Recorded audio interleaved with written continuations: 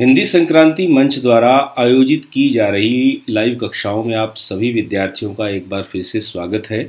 जैसा कि आप सभी विद्यार्थी जानते हैं कि हिंदी संक्रांति मंच पिछले कई महीनों से आप सभी के लिए हिंदी विषय की सामग्री लेकर किसी न किसी तरीके से, चाहे वो परीक्षा का माध्यम हो, चाहे आपके लिए पुनरावृत्ति के लिए लाइव क्लासेस का आयोजन करना हो, इस तरीके से ये प्रयास किया जा रहा है आप सभी विद्यार्थियों के सहयोग से। और इनमें आपके विषय अध्यापक जो हिंदी अध्यापक हैं उनका भी बहुत बड़ा योगदान है, जो आप तक ये सूचना भेजते हैं, तो हम उनका धन्यवाद ज्ञापित करते हैं। और हमारा प्रयास है कि हमारे जो राज्य के विद्यार्थी हैं उनको बोर्ड परीक्षाओं के लिए और जो नॉन बोर्ड के विद्यार्थी हैं उनके लिए भी जो पाठ्यक्रम है वो इस तरीके से पहुंच सके कि जिसे वो जब चाहें उनको पुनरावृत्ति के लिए वो सहयोगी हो सके, उसका वो लाभ उठा सकें। और इसी कड़ी में 2 मार्च से हमने कक्षा 9वीं और 11वीं के विद्यार्थियों के लिए भी जो पाठ्य सामग्री है उसको तैयार करने का कार्य शुरू किया है। और आप सभी विद्यार्थी जो इसमें जुड़े हुए हैं और भी जुड़ते जा रहे हैं, उनका अभिनंदन है। और जिन विद्यार्थियों ने आज पहली बार इस चैनल के ऊपर अपनी उपस्थिति दर्ज करवाई है, अगर उन्होंने इसे सब्सक्राइब नहीं किया है तो इसे अवश्य सब्सक्राइब कर लें और इसके साथ साथ जो बेल नोटिफिकेशन है उसको भी ऑन कर लें, ताकि आपको इसकी जो सूचना है वो निरंतर मिलती रहे। तो प्यारे विद्यार्थियों, आज का हमारा जो विषय है वो कक्षा 11वीं की पाठ्य पुस्तक जो है आरोह भाग 1, उसमें संकलित कहानी गलता लोहा हमारा आज का उपविषय है, जिसके लेखक हैं शेखर जोशी। तो इस कक्षा को शुरू करने से पूर्व हम पहले बात करेंगे लेखक के बारे में। शेखर जोशी जो हैं वो हिंदी साहित्य के जो नई कहानी आंदोलन था उसके प्रमुख कथाकार रहे हैं। इनका जो जन्म हुआ था सन 1932 में, अल्मोड़ा उत्तराखंड में इनका जन्म हुआ था। और 20वीं शताब्दी का जो छठा दशक था, यानी कि 1960 के आसपास का जो दौर था, उसमें हिंदी साहित्य जगत में एक साथ कई युवा कहानीकारों ने अलग अलग रंग की कहानियाँ, अलग अलग चेतना की कहानियाँ उन्होंने लिखनी शुरू की। तो धीरे धीरे इन्हीं कहानियों से मिलती जुलती अनेक कहानियाँ लिखी जाने लगी। तो एक वो जो दौर चल पड़ा उसे नाम दिया गया, जो रंगत बन गई उन कहानियों की उसे नाम दिया गया नई कहानी आंदोलन। और शेखर जोशी जी की कहानियों ने और शेखर जोशी जी ने इस आंदोलन में बड़ी अहम भूमिका निभाई है, क्योंकि इनकी जो कहानियां हैं वो नई कहानी आंदोलन के प्रगतिशील पक्ष का प्रतिनिधित्व करती हैं। यानी कि इनका जो दृष्टिकोण है वो प्रगतिशील दृष्टिकोण है। और इनकी कहानियां जो हैं वो समाज के जो मेहनतकश और सुविधाहीन जो वर्ग है उसका प्रतिनिधित्व करती हैं, उसको आवाज़ देती कहानियां हैं। इन्होंने अपनी कहानियों में अपने समकालीन जनजीवन की जो बहुविध विडंबनाएं हैं उनको बड़े ही सहज ढंग से प्रस्तुत किया है। और जहाँ तक हम बात करें गलता लोहा कहानी के सारांश की, तो इस कहानी के अंदर जो लेखक ने क्या किया है, समाज का जो जातिगत विभाजन है, जाति के आधार पर जो लोगों का बंटवारा है, उसके ऊपर कई कोणों से टिप्पणी की है। और ये शेखर जोशी की श्रेष्ठतम कहानियों में से एक है। इस कहानी में लेखक ने जातिगत आधार पर जो निर्मित झूठे भाईचारे को खोखला सिद्ध किया है और स्पष्ट किया है कि जो मेहनतकश लोग होते हैं, जो मेहनतकश लोगों का जो भाईचारा होता है, वास्तव में वही सच्चा भाईचारा होता है। तो चलिए बात करते हैं अब गलता लोहा कहानी के सारांश की। तो गलता लोहा कहानी में समाज के जातिगत विभाजन पर कई कोणों से टिप्पणी की गई है। यह कहानी लेखक के लेखन में अर्थ की गहराई को दर्शाती है। इस पूरी कहानी में लेखक की कोई मुखर टिप्पणी नहीं है। इसमें एक मेधावी किंतु निर्धन ब्राह्मण युवक है मोहन किन परिस्थितियों के चलते उस मनोदशा तक पहुंचता है जहां उसके लिए जातीय अभिमान यानी कि ब्राह्मण होने का जो दर्प है, जो अहम है, वो बेमानी हो जाता है। और उसका चित्रण इस कहानी में किया गया है। और सामाजिक विधि निषेधों की ताक पर रखकर वह धनराम लोहार के पास आकर बैठता ही नहीं है, उसके काम में भी अपनी कुशलता दिखाता है। मोहन का व्यक्तित्व जातिगत आधार पर निर्मित झूठे भाईचारे की जगह मेहनतकशों के सच्चे भाईचारे को प्रस्तावित करता प्रतीत होता है, मानो लोहा गलकर नया आकार ले रहा हो। इसलिए इस कहानी का जो शीर्षक दिया गया है वो दिया गया है गलता लोहा। तो मोहन के जो पिता हैं वंशीधर ने जीवन भर पुरोहिती की, यानी कि वो ब्राह्मण का काम करते थे, कर्मकांड का जो कार्य है वो करते थे। अब वृद्धावस्था में उनसे कठिन श्रम व व्रत उपवास नहीं होता।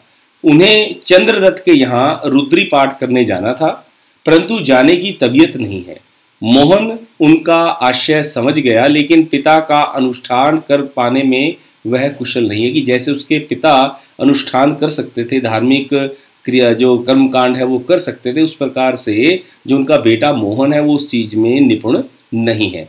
पिता का भार हल्का करने के लिए वह खेतों की ओर चला, लेकिन हंसुए की धार कुंद हो चुकी थी, यानी कि खेती का जो औजार है हंसिया, उसकी जो धार है वो मुड़ चुकी थी, वो इतनी तेज नहीं थी कि खेती का काम किया जा सके। तो उसे अपने दोस्त धनराम की याद आती है कि वो लोहार का एक लड़का था जो मेरे साथ बचपन में पढ़ा करता था, हम एक साथ खेलते थे, वो लोहार का काम ही करता होगा, मैं उसके पास जाता हूँ। वह धनराम लोहार की दुकान पर धार लगवाने के लिए पहुंच जाता है। इसके पश्चात धनराम उसका सहपाठी है। दोनों बचपन की यादों में खो गए मोहन ने मास्टर त्रिलोक के बारे में पूछा, जो उन्हें बचपन में प्राथमिक कक्षा में पढ़ाया करते थे। मास्टर त्रिलोक जी उनके बारे में बात करता है कि मास्टर जी का क्या हाल है। तो धनराम ने बताया कि वे पिछले साल ही गुजर गए हैं, यानी कि उनकी मृत्यु हो चुकी है। दोनों हंस हंसकर उनकी बातें करने लगते हैं। मोहन पढ़ाई व गायन में निपुण था, वह मास्टर का चहेता था, यानी कि जो मास्टर त्रिलोक सिंह थे वो मोहन को बहुत पसंद करते थे, क्योंकि वो एक मेधावी बालक था और उसे पूरे स्कूल का मॉनिटर बना रखा था। वे उसे कमजोर बच्चों को दंड देने का भी अधिकार देते थे कि अगर कोई बच्चा सही तरीके से काम नहीं कर रहा है तो मोहन जो है वो उन बच्चों को दंड देगा या उनको पढ़ाने में सहायता देगा। तो धनीराम ने भी मोहन से मास्टर के आदेश पर कई बार डंडे खाए थे। जो उसका मित्र था जिसके पास वो आ जाकर बैठा था, तो वो बचपन की बातें याद करते हैं कि कई बार तेरी पिटाई भी मेरे हाथों से हुई है। धनराम उसके प्रति स्नेह व आदर का भाव रखता था। अब धनराम मोहन के प्रति स्नेह और आदर का भाव क्यों रखता था, उसका वो कारण ये मानता था कि वो ब्राह्मण का बेटा था, क्योंकि जातिगत आधार की हीनता उसके मन में बैठा दी गई थी। ये बैठा दिया गया था कि जो लोहार है वो निम्न जाति का है और जो मोहन है वो उच्च जाति का है, इसलिए जातिगत श्रेष्ठता जो है उसको आदर करना ही पड़ेगा। तो इस आधार पर जो अपनी जाति की हीनता उसके मन में बिठाई गई थी, उसके आधार पर वो क्या करता था, मोहन के प्रति विशेष स्नेह और विशेष आदर का भाव रखता था। उसने मोहन को कभी अपना प्रतिद्वंदी यानी कॉम्पिटिटर नहीं समझा। धनराम गांव के खेतीहर या मजदूर परिवारों के लड़कों की तरह तीसरे दर्जे तक ही पढ़ा था, यानी कि तीसरी क्लास तक ही पढ़ पाया था। धनराम गांव के खेतीहर या मजदूर परिवारों के, देखिए यहाँ पर एक विशेष बात निकलकर सामने आ रही है कि जातिगत आधार पर किसी निम्न जाति से संबंधित बच्चों को तीसरे दर्जे के बाद पढ़ने के लिए कहीं कोई प्रोत्साहन भी नहीं था। तो यहाँ पर मास्टर जी उसका विशेष ध्यान रखते थे। धनराम को 13 का पहाड़ा कभी याद नहीं हुआ, इसकी वजह से उसकी पिटाई होती। मास्टर जी का नियम था कि सजा पाने वाले को अपने लिए हथियार भी जुटाना पड़ेगा, कि जो छड़ी है, जो पिटाई के लिए छड़ी होगी वो भी खुद लेकर आएगा। धनराम डर था या मंदबुद्धि होने के कारण 13 का पहाड़ा कभी याद नहीं कर पाया। मास्टर जी ने व्यंग्य किया, तेरे दिमाग में तो लोहा भरा है रे, यानी कि तू लोहार का बच्चा है, इसलिए तेरे दिमाग में विद्या नहीं आ सकती, क्योंकि तेरे दिमाग में लोहा भरा है। विद्या का ताप कहाँ लगेगा इसमें विद्या का ताप यानी कि विद्या का प्रवेश नहीं हो सकता। इतना कहकर उन्होंने थैले से 5-6 दरातियां निकालकर धनराम को धार लगा देने के लिए पकड़ा दी मास्टर जी ने। यानी कि एक विद्यार्थी पढ़ने के लिए प्रेरित करने की बजाय, उसको प्रोत्साहित करने की बजाय उसे क्या है, उसी के काम के अनुसार, जिस काम को वो कर सकता है, उसका पारिवारिक धंधा है, उसी के अनुसार उसको 5-6 दरातियां पकड़ा दी जाती हैं कि तू जाकर केवल यही काम कर सकता है, तू इसी को कर। हालांकि धनराम के पिता ने उसे हथौड़े से लेकर घन चलाने की विद्या सिखा दी थी। घन यानी कि जो बड़ा हथौड़ा होता है, उसको चलाने की विद्या सिखा दी थी। विद्या सीखने के दौरान मास्टर त्रिलोक ने अपनी पसंद का बैंत चुनने की छूट देते थे, परंतु गंगाराम इसका चुनाव स्वयं करते थे। एक दिन गंगाराम अचानक चल बसे। धनराम ने सहज भाव से उनकी विरासत संभाली। गंगाराम कौन थे?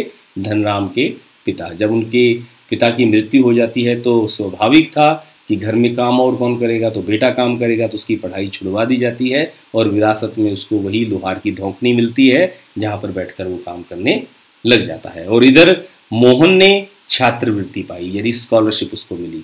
इससे उसके पिता वंशीधर तिवारी उसे बड़ा आदमी बनाने का सपना देखने लगे। पैतृक धंधे ने उन्हें निराश कर दिया था।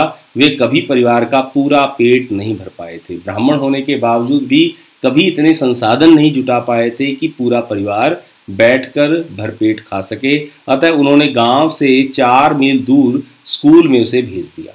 शाम को थका मांदा मोहन घर लौटता तो पिता पुराण कथाओं से उसे उत्साहित करने की कोशिश करते। वर्षा के दिनों में मोहन नदी पार गांव के यजमान के घर रहता था।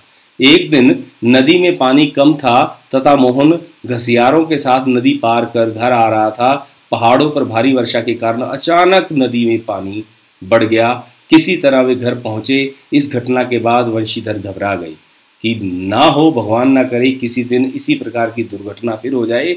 आज तो मोहन बच निकला है, कहीं ऐसा ना हो कि कल को मैं अपने बेटे से हाथ धो बैठूं। तो उसके बाद उन्होंने मोहन को स्कूल ना भेजा, यानी कि उसको स्कूल भेजने के लिए मना कर दिया। उन्हीं दिनों बिरादरी का एक संपन्न परिवार, एक युवक जो उनके परिवार बिरादरी का था, ब्राह्मण बिरादरी का था, रमेश लखनऊ से गांव आया हुआ था। उससे वंशीधर ने मोहन की पढ़ाई के संबंध में अपनी चिंता व्यक्त की, तो उसे अपने साथ लखनऊ ले जाने के लिए तैयार हो गया कि आप ऐसे कीजिए, आप मोहन को मेरे साथ लखनऊ भेज दीजिए। उसके घर में एक प्राणी बढ़ने से कोई अंतर नहीं पड़ता। ये बड़ी बड़ी बातें किसने की? रमेश ने की। वंशीधर को रमेश के रूप में भगवान मिल गया। वो उसका बड़ा सत्कार करने लगा। मोहन रमेश के साथ लखनऊ पहुंचा। यहाँ से जिंदगी का नया अध्याय शुरू हुआ। नया अध्याय क्या शुरू हुआ? घर की महिलाओं के साथ साथ उसे गली की सभी औरतों के घर काम करना शुरू कर दिया। यानी कि रमेश को एक ऐसा लड़का नौकर के रूप में मिल गया था जिसको कोई तनख्वाह देने की जरूरत भी नहीं थी। तो ना केवल उससे वो अपने घर का काम करवाते थे, बल्कि आसपास के मोहल्ले की जो औरतें थी वो भी मोहन से अपना काम करवाने लग गई। रमेश बड़ा बाबू था। वह मोहन को घरेलू नौकर से अधिक हैसियत नहीं देता था। मोहन भी यह बात समझता था। कह सुनकर उसे समीप के सामान्य स्कूल में दाखिल करा दिया गया। करों के बोझ और नए वातावरण के कारण वह अपनी कोई पहचान नहीं बना पाया। गर्मियों की छुट्टियों में वह तभी घर जा पाता जब रमेश या उसके घर का कोई आदमी गांव जा रहा होता। उसे अगले दर्जे की तैयारी के नाम पर शहर में रोक लिया जाता, यानी कि ये कहकर उसको गांव जाने से मना कर दिया जाता कि अगली क्लास की तैयारी करनी है, इसलिए वो शहर में रहकर ही पढ़ेगा। क्यों? वो कोई पढ़ाई या तैयारी के बहाने से उसको केवल रोकते भर थे, क्योंकि वास्तव में उन सभी को आदत पड़ चुकी थी मोहन से काम करवाने की। तो मोहन ने परिस्थितियों से समझौता कर लिया था।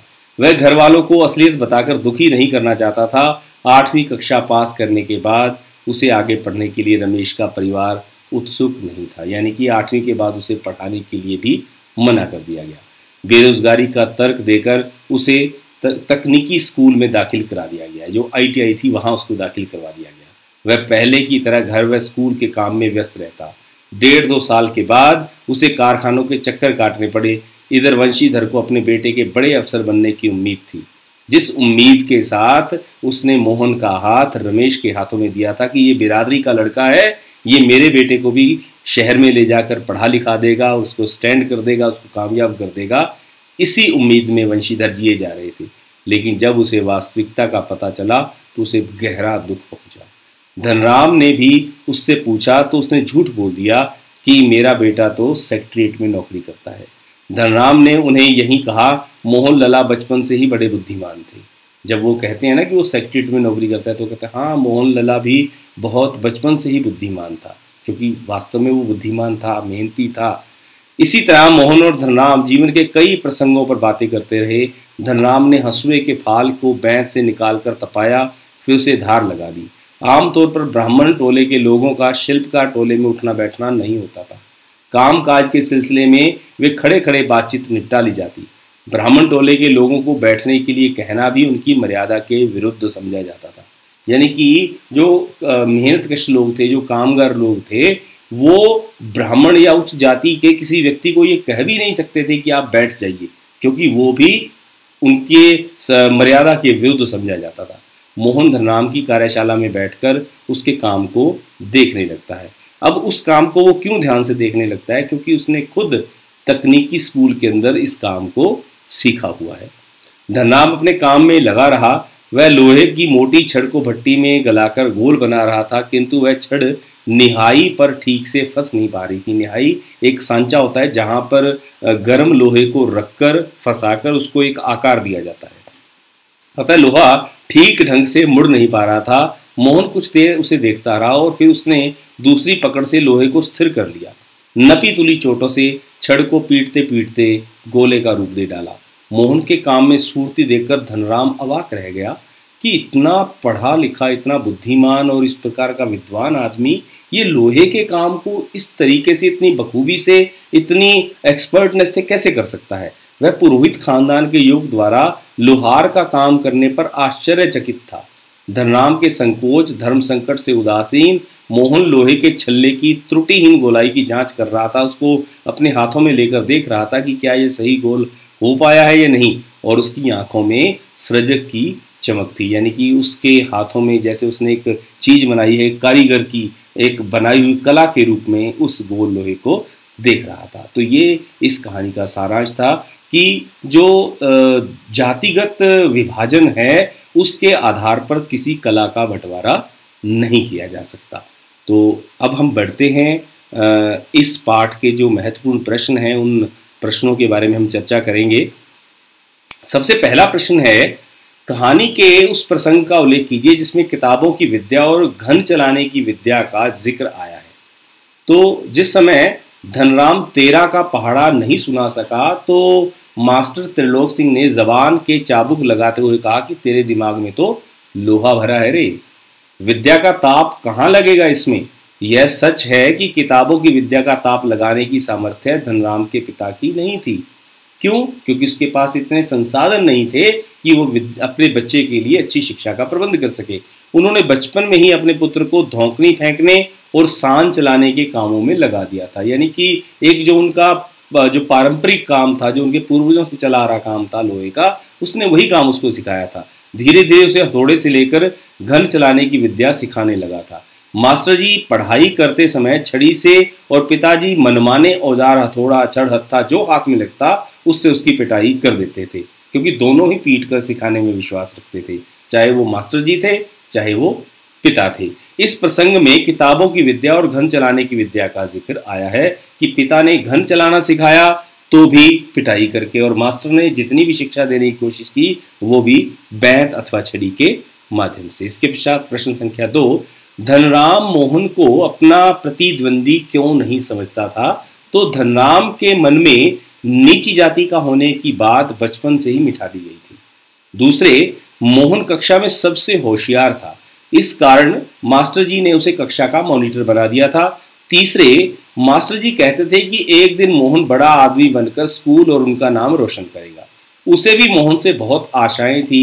इन सभी कारणों से वो मोहन को अपना प्रतिद्वंदी, यानी कि वो अपने आप को सोचता ही नहीं था कि जिस स्थान पर आज मोहन है मैं कभी वहां पहुंच भी सकता हूं, क्योंकि एक तो जातिगत निमनता कि मैं तो जाति में उससे निमन हूं। दूसरा, मोहन पहले से ही कक्षा में बहुत होशियार है।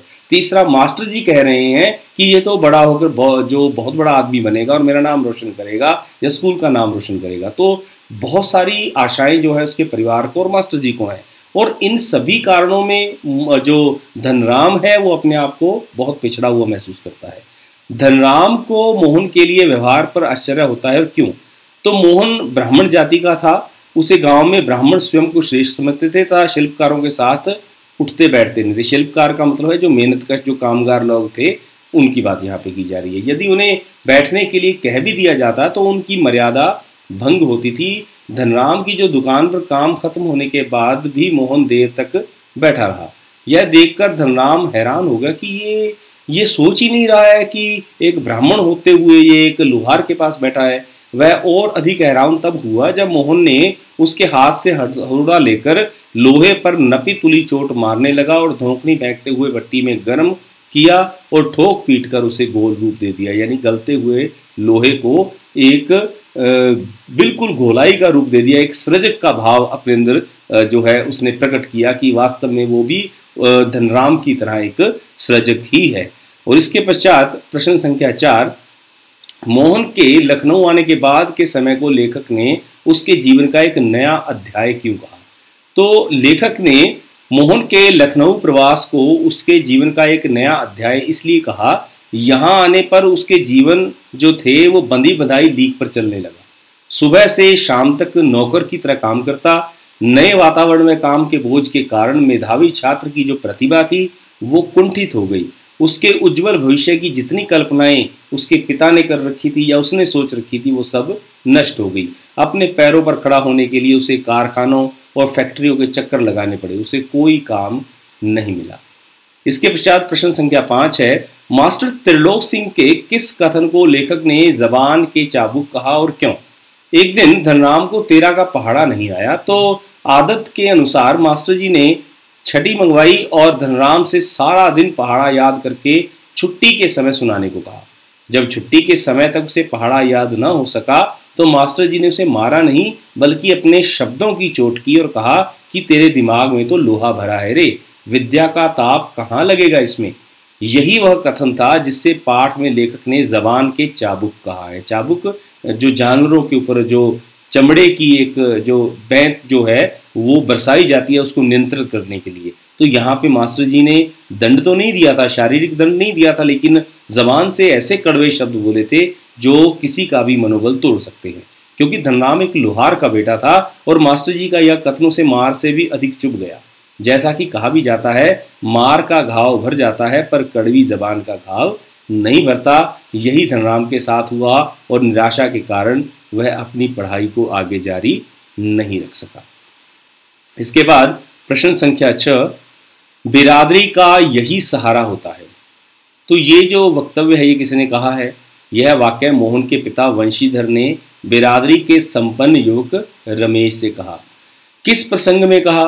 तो ये कहा गया है इस प्रसंग में कि जब वंशीधर ने मोहन की पढ़ाई के बारे में अपनी चिंता व्यक्त की तो रमेश उसे सहानुभूति देते हुए कहता है कि ऐसा करो, तुम मोहन को मेरे साथ लखनऊ भेज दो ताकि वह शहर में रहकर अच्छी तरह पढ़ लिख सके। हाँ, जो रहने सहने की व्यवस्था है वो मेरे घर हो जाएगी, कोई बात नहीं, एक आधा मेंबर बढ़ जाएगा तो मुझे कोई दिक्कत नहीं है। उसने किस आशय से कहा? यह कथन रमेश के प्रति कृतज्ञता व्यक्त करने के लिए कहा है कि बिरादरी का यही सहारा होता है। अब बिरादरी का वास्ता देकर या बिरादरी का सहारा लेकर अपने बेटे को मोहन को वंशीधर इस विश्वास के साथ रमेश के हवाले करता है कि ये उसे सहारा देगा, उसे पढ़ाई लिखाएगा और जीवन में कामयाब करेगा। बिरादरी के लोग ही एक दूसरे की मदद करते हैं, लेकिन बाद में वास्तविकता कुछ और ही निकलती है। क्या कहानी में यह आशय स्पष्ट हुआ है? कहानी में यह आशय स्पष्ट नहीं हुआ। रमेश अपने वायदे को पूरा नहीं कर पाया। क्यों? क्योंकि उसने धोखा दिया। वह मोहन को घरेलू नौकर से अधिक नहीं समझता था। उसने व परिवार ने मोहन का खूब शोषण किया और एक प्रतिभाशाली विद्यार्थी का भविष्य चौपट कर दिया। अंत में उसे बेरोजगार करके अपने घर वापस भेज दिया। तो इस प्रकार उसका शोषण किया गया। जो एक बिरादरी का नाम लेकर या बिरादरी की बात करके या बिरादरी का जो विश्वास जताकर उस बच्चे को अपने साथ लेकर आया था, उसके साथ सहयोग नहीं किया गया। उसके बाद दूसरा है, आशा स्पष्ट कीजिए। उसकी आंखों में एक सृजक की चमक थी। कहानी का यह वाक्य किसके बारे में है? ये जब अंत में ये पंक्तियां आती हैं जब जो मोहन है वो धनराम की भट्टी के ऊपर गलते हुए लोहे को पूरे हथौड़े से पीट कर बड़े अच्छे तरीके से उसको गोलाकार दे देता है, तो उसकी आंखों में एक सृजक की चमक आती है। ये किसके लिए कहा गया है? ये मोहन के लिए कहा गया है। किस प्रसंग में कहा गया है? तो मोहन धनराम की दुकान पर हंसुए में धार लगवाने आता है। काम पूरा होने के बाद वह वहीं बैठा रहता है। धनराम एक मोटी लोहे की छड़ को गर्म करके उसका गोल घेरा बनाने का प्रयास कर रहा है, परंतु सफल नहीं हो पाया। तो मोहन ने अपनी जाति की परवाह न करके हथौड़े से नपी तुली चोटें मारकर उस सुघड़ गोले का रूप दे दिया। अपने सदे हुए अभ्यस्त हाथों का कमाल के उपरांत उसकी आंखों में क्या थी? एक सृजक की चमक थी। और ये काम मोहन ने कहाँ सीखा था? तकनीकी स्कूल में। यह पात्र विशेष के किन चारित्रिक पहलुओं को उजागर करता है? तो यह मोहन के जातिगत निरपेक्ष व्यवहार को बताता है। वह पुरोहित का पुत्र होने के बावजूद भी अपने बाल सखा धनराम के ऑफर पर काम करता है। यह कार्य उसकी बेरोजगारी की दशा को भी व्यक्त करता है कि विद्वता किस प्रकार बेरोजगार होकर घूम रही है। वह अपने मित्र से काम न होता देखकर उसकी मदद के लिए हाथ बढ़ा देता है और उसके काम को पूरा करता है। तो इसमें एक साथ तीन बातें स्पष्ट होती हैं: जातिगत निरपेक्षता का व्यवहार, उसके पश्चात बाल सखा जो है उसका मित्र उस काम को करने में सफल नहीं हो पा रहा तो उसकी सहायता का भाव, और इसके साथ साथ बेरोजगारी की जो दशा है उसका भी वर्णन किया गया है। और एक जो सृजक होता है, जो कलाकार होता है, वो कभी भी अपनी विद्वता को छुपाए हुए नहीं रह सकता, ये भाव भी इसके अंदर स्पष्ट हुआ है। और इसके पश्चात हम बात करेंगे इस पाठ के एमसीक्यू प्रश्न की, लेकिन उससे पहले हम आपसे ये जानना चाहेंगे कि अभी आपकी कक्षा हुई है इसमें हमने पाठ के सारांश के बारे में बात की है और जो पाठ आधारित महत्वपूर्ण प्रश्न थे हमने उसकी बात की है। अब हम यहाँ पर आपके सामने लगभग 15 या 20 प्रश्न ये हमारे पास हैं जो हमने पाठ के आधार पर जिनका संकलन किया है।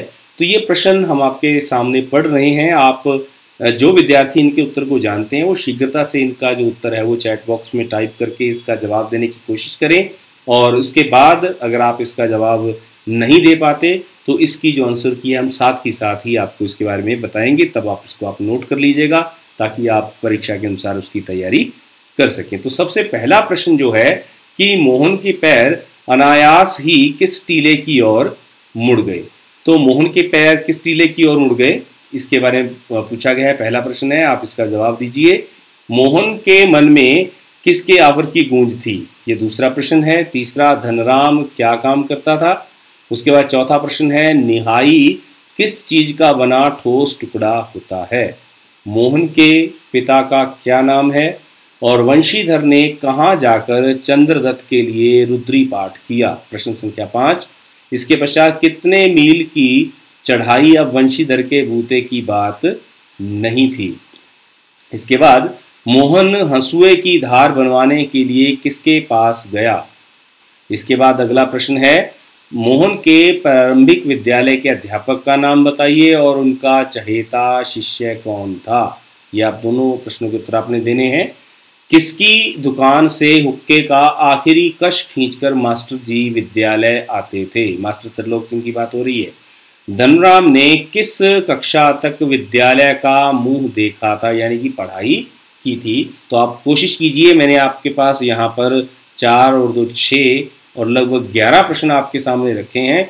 आप शीघ्रता से इनके उत्तर, जो भी प्रश्नों के उत्तर आपको पता है वो आप इनका उत्तर लिखने की कोशिश कीजिए, और ताकि आप समझ सकें कि आपने भी इस पाठ को बड़े ध्यान से सुना है, समझा है। और आपको हम एक और सुझाव देना चाहेंगे कि ये पाठ आप 1-2 बार इसको देखिएगा, समझिएगा, प्रश्नों को समझिएगा। फिर भी अगर आपको कोई दिक्कत रहती है तो आप अपने विषय अध्यापक से इसके बारे में बात कर सकते हैं। आशा है आपने इन सभी के उत्तर जो आपको आते होंगे वो दे दिए हैं। चलिए इसके आंसर की देखते हैं। तो पहला प्रश्न था, मोहन के पैर अनायास ही किस टीले की ओर मुड़ गए। तो शिल्पकार की ओर मुड़ गए। उसके बाद ऑफर की गूंज किसकी थी, धनराम का जो था वो ऑफर था और लोहार का काम करता था धनराम। निहाई किस चीज़ का बना टुकड़ा होता है, लोहे का। पिता का नाम वंशीधर। कहाँ जाकर चंद्रदत्त के लिए रुद्री पाठ किया, तो गणनाथ जाकर किया, और वहाँ पर चढ़ाई कितने की थी, कितने मील की चढ़ाई चढ़नी पड़ती थी, 2 मील की। और मोहन हंसुए की धार बनवाने के लिए किसके पास गया, अपने बचपन के दोस्त धनराम के पास, जो कि एक लोहार का काम करता है। और मोहन के प्रारंभिक विद्यालय के अध्यापक का नाम मास्टर त्रिलोक सिंह और उनका प्रिय शिष्य था मोहन। और किसकी दुकान से हुक्के का आखिरी कश खींचकर मास्टर जी विद्यालय आते थे। तो गोपाल सिंह की जो दुकान थी वहाँ से हुक्के का आखिरी कश खींचकर जो मास्टर त्रिलोक सिंह जी हैं वो विद्यालय पहुँचते थे। अब आगे फिर हम आपके लिए 5-6 प्रश्न ले रहे हैं। वंशीधर ने मोहन को पढ़ने के लिए किसके साथ भेजा, इसका उत्तर आप लिखिए। रमेश मोहन को क्या समझता था। मोहन ने कहाँ तक की पढ़ाई की। मोहन की आंखों में किसकी चमक थी। 8वीं की पढ़ाई के बाद मोहन कहाँ भर्ती करवाया गया। और धनराम ने जब वंशीधर से मोहन के बारे में पूछा तो उन्होंने उसे कहाँ काम करते हुए बताया था। तो ये 6 प्रश्न और हैं जो महत्वपूर्ण हैं, मोस्ट इम्पोर्टेंट प्रश्न हैं जो पिछले कई वर्षों तक आते रहे हैं। तो आप बताइए, इनके उत्तर देने की कोशिश कीजिए, नहीं तो हम आपको अभी 5 सेकंड के बाद हम इसके उत्तर आप तक रखेंगे। तो ये 6 प्रश्न अभी आपके सामने रखे गए हैं। वंशीधर ने मोहन को पढ़ने के लिए किसके साथ भेजा था? तो इसका सही उत्तर है रमेश के साथ। और रमेश मोहन को क्या समझता था? तो रमेश मोहन को नौकर भर समझता था। मोहन ने कहाँ तक की पढ़ाई की थी? 8वीं तक की। मोहन की आंखों में किसकी चमक थी? सृजक की चमक थी, जब वो लोहे को गोलाकार बना देता है। और 8वीं की पढ़ाई के बाद मोहन को कहाँ भर्ती करवाया गया? तकनीकी स्कूल में। और धनराम ने जब वंशीधर से मोहन के बारे में पूछा तो उसने बताया कि वो कहाँ काम करता है, कि वो तो सेक्रेटरीट में काम करता है, बड़ा अफसर बन गया है।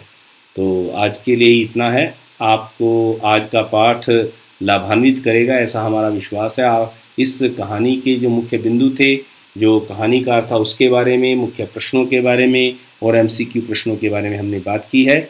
बस आगे आपका काम है, आप इसको अच्छे तरीके से समझने की कोशिश कीजिए, अभ्यास कीजिए। अगर आपको कोई जिज्ञासा है, आपकी कोई शंका है, तो आपके विषय अध्यापक से आप बात करें। आज के इतना ही, मिलते हैं कल अगली कक्षा में। बहुत बहुत धन्यवाद।